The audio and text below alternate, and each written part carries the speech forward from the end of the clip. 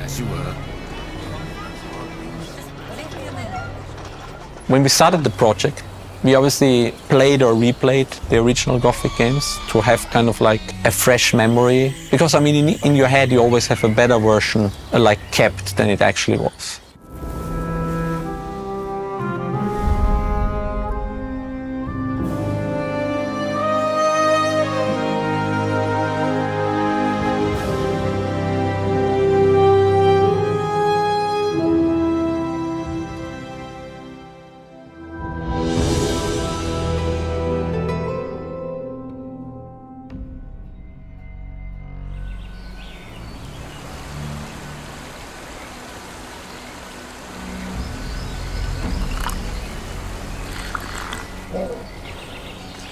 Every team member of the art team got like an art book of Gothic 3, which was the most complete documentation of a type of Gothic game in terms of art. So that was also a good reference point with a lot of the designs and art that we could always go back to. Another thing that I love of the original games in terms of art, it's how easy it was for them to create memorable characters and memorable landmarks. First level that in which we were working back in the days was the ancient monastery.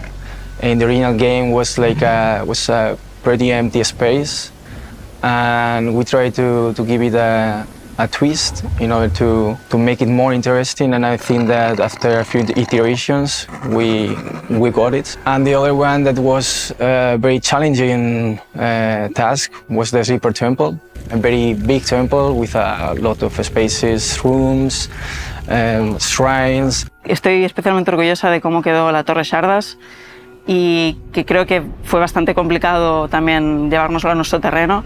Creo que es bastante especial cómo ha quedado y que siempre recordaré pues, todo el proceso que hemos hecho para llegar a unas referencias nuevas, interesantes, a interpretar todo el original, añadir más contenido a todo ese escenario, esa zona, y creo que está muy chulo. I'm sure we all come up with a very big list of pretty memorable places we want to visit again and we recognize. And the same with characters. I mean, you have Diego, Gorn, Shardas, Raven, Gomez. I mean, there's a very pretty big list of memorable people. Our main inspiration was obviously the visuals of the old one, because there was a lot of fine detail in there, although it was just 512 by 512. Or even lower. So we tried to extract that and read that. So we categorized the characters in tier A, tier B, and tier C. So tier A is like the full-on like main story NPCs that are like super critical for the main stories that you interact with a lot. And for us, it was also very important that every phase need to be unique and like also feature a certain level of detail. When you have some original material, I mean, you have like a starting point, but that means that you need to get creative in doing something new and adapting it to something that feels more real. So I'd say like it was really fun having the original and also seeing what the fans had interpreted this character to look like through the years. You know, we looked at a lot of fan art and a lot of cosplays and everything to redesign these characters. When we talked with Alchemia Interactive team, there was a need for around 60 story important characters. Besides that, there was also a need for a couple of hundred unique NPC characters. That was a major challenge to create that number of characters within a time and budget constraints. To address this, we created our own tool called Maestro, which allows us to mix and match faces, armor items, wardrobe items, hairs, textures, anything. I mean, we did all the tier A characters pretty early. The other characters got assembled pretty late in the development, and then we realized, okay, we need certain additional features for making characters more unique. So for example, the characters in the Storm Camp, they all have unique tattoos. We worked with a professional tattoo artist to come up with a clear visual language and also what sort of meaning these tattoos could bring. We really tried to emphasize tiny details. We were getting concept images, 2D concept images from Alchemia Interactive with detailed description of the characters. And from there, we created 3D models and rigs for those characters. A big focus of ours was to create those characters to be super optimized. So we ended up creating a system for Unreal Engine that provides twice the FPS than traditional engine evaluation. In short, players will have more FPS. Y luego cuando empezamos con los humanos, las faciales de los humanos sí que los externalizamos en una empresa de outsourcing con G21 y nosotros hacemos como todo el rig corporal y luego agregamos todo el rig facial. Entonces, para combinar y hacer todos los diferentes tipos de personajes, pues utilizamos un programa que se llama Mutable, que está un poco en desarrollo, entonces pues bueno, es un reto de ir aprendiendo y evolucionando con el programa, pero este nos ayuda a poder hacer cualquier cambio de ropa y de cabeza que queramos en tiempo real. I think the most difficult character and the one where we iterated on the most was Diego, because he is also the character you meet at the very first thing, and I think he a very beloved character by the fans. So we did a lot of back and forth and iterations over iterations, and then just by luck we actually were able to come up with the perfect concept art where everybody was like, okay, this is it, let's just try to build it out. And I mean, fortunately enough, our partner studio, Gate 21, did an amazing job of converting that concept into 3D, and that's how you end up with the Diego as he is. Could you improve my armor? For the right price, sure. Armor system we have in Gothic Remake, we are going out from levels of armor like the light, the medium, and the heavy, and what we are aiming for is for customization for the player. So the idea is you get the armor for your camp and you can improve it, but not just in a visual way, also giving your different defense for different elements. So for example, you can be a rogue and go to talk with Wolf and ask him to, okay, let's improve this armor or change the visuals to have this kind of scarf or wolf fur. But it's not just also a visual things, also give you more for example, point defense for arrows, or more falling defense for move quickly for the war. In the original, it was like every guild had like 2 or 3 armors that were always the same. And we felt like, you know, you meet a handful of shadows, a handful of guards. It would be kind of cool if every armor has some slight difference in there. So we kind of like added some variation in there. And via that system, we actually were like, well, why not expose it to the player? Bueno, por ejemplo, he trabajado en muchos personajes, los de toda la ropa del Old Camp, por ejemplo, me encargué yo básicamente y creo que al final quedó bastante resultón. Los Shadows, por ejemplo, me gusta muchísimo cómo quedaron, aunque hubo mucha dificultad entre pues, convertir algo tan icónico del original en algo nuevo. I'm Nico, I'm a programmer at Alchemia. And yeah, I'm mostly doing conversation camera stuff. We have a bunch of different presets. Those are basically the shots of the camera. We have different kinds of checks, like we have a big list of all possible presets. So the camera isn't like bugging into a wall or into another character, for example. There are a bunch of different checks. The camera knows, like we make a raycast into the wall. Is there something? There can't be anything in the way. When you think about what could influence the light, of course, like the daytime, like is it night, is it day? Big difference. Are you inside a building? Are you outside?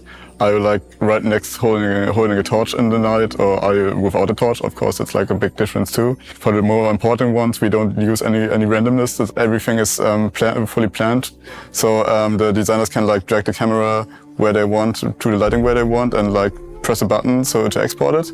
But they can, in the tool we have, for example, there's like one important conversation, and they can say this line, this one specifically should have this shot.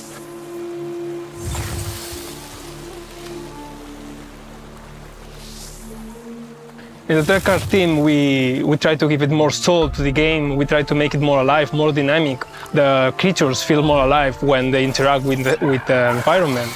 Also, we take care of the climate changes, such as in the swamp camp, there are this fog environment, feeling the environment so reactive towards what is going on. And to see that the creatures actually live in their own and interact with the system. The fans, they only have seen the tip of the iceberg of everything we have ready for them.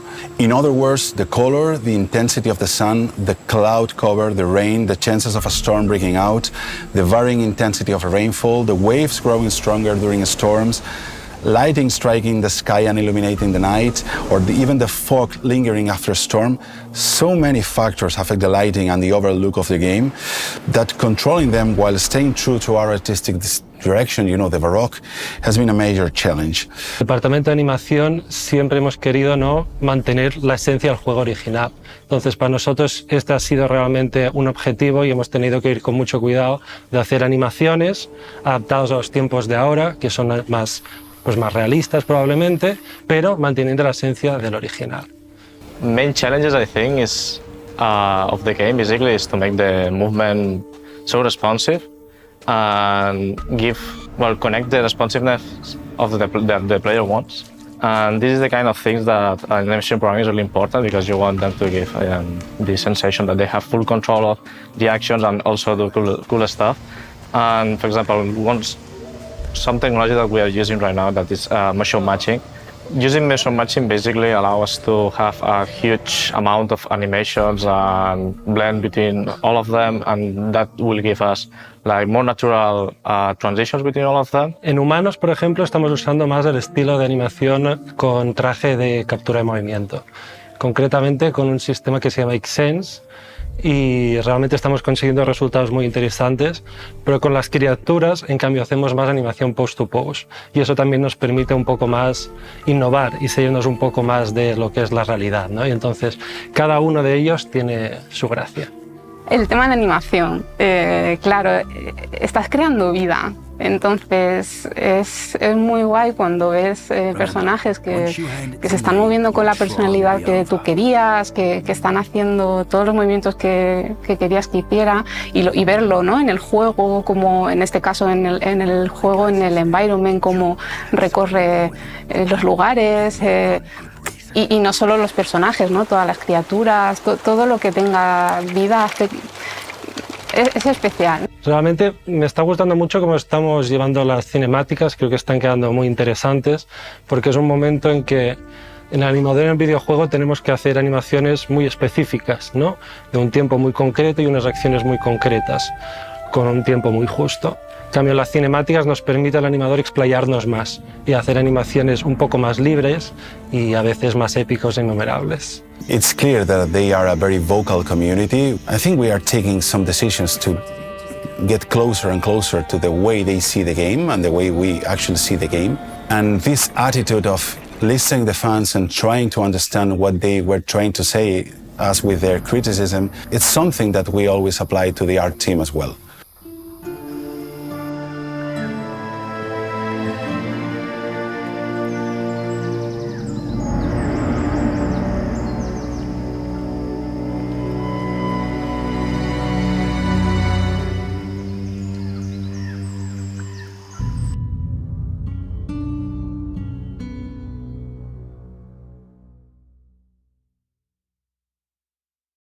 PlayStation